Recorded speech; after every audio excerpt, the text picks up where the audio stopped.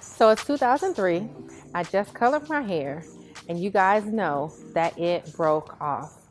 I was extremely vain about my hair. I had very long, broad strap length hair, and being the oldest of 4 children, the only dark-skinned child, I had a complex about my complexion, and I didn't feel like I was beautiful. And I struggled with loving who I was. And I felt like my hair was the only piece of beauty that I had to hold on to. But as I entered my freshman year of college at Georgia Tech, my hair broke and it continued to break.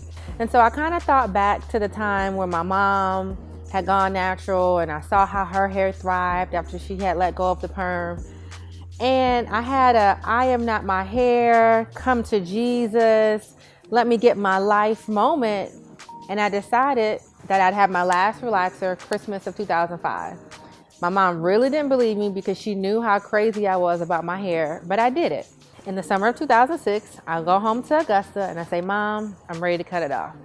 And she looks at me like I'm crazy. And she was like, I'm not doing it. Because up until then, anytime I ever needed a trim, I was like, you can only cut 1/4 of a quarter of an eighth of an inch. Because if you take too much off, I'm going to have a problem. And I said, Mom, I'm serious. I'm ready to do this. I need to let this go. I need to let go of this vanity with my hair and just get comfortable in my own skin. So she cut it. I cried. And I saved the hair in a Ziploc bag for like 6 months. That was the first step into embracing myself, loving myself. And it was a journey. I can't say that as soon as I cut it, I all of a sudden felt free. It took a while to embrace who I was and feel good about that. Because people said, you know, you'll never find a husband with short hair. Well, the funny thing is, I found my husband 6 months after I cut my hair. You'll never get a job if you go into an interview with natural hair. Well, I did. And I wrote in there like, power to the people. I'm natural. Now what? But of course, you guys know there was a real struggle finding products because this is in 2006. And I had just taken an African-American entrepreneurship class, read Madam C.J. Walker's book, and I was thoroughly inspired. So my senior year in high school, on the way into college, I told my grandfather that I wasn't gonna go to college and I was gonna be a stylist and I was gonna own salons.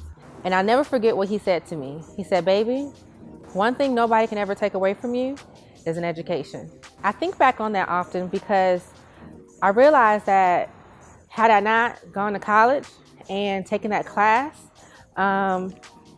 I may not have gone through that process of being inspired to start my brand. In 2007, I just decided to start.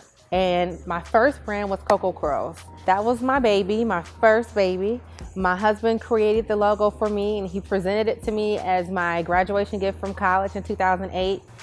And the rest was history. I decided in my mind that I was going to start a product. And it's so funny. I remember one day I was in the West End and I must have been looking really busted because this older gingerly lady walks up to me really nicely and is like, baby, you see this shea butter right here? You know, you can use that on your hair. You can use it on your skin. It's really great for naturals. And I was like, man, she just kindly told me that I need to do my hair.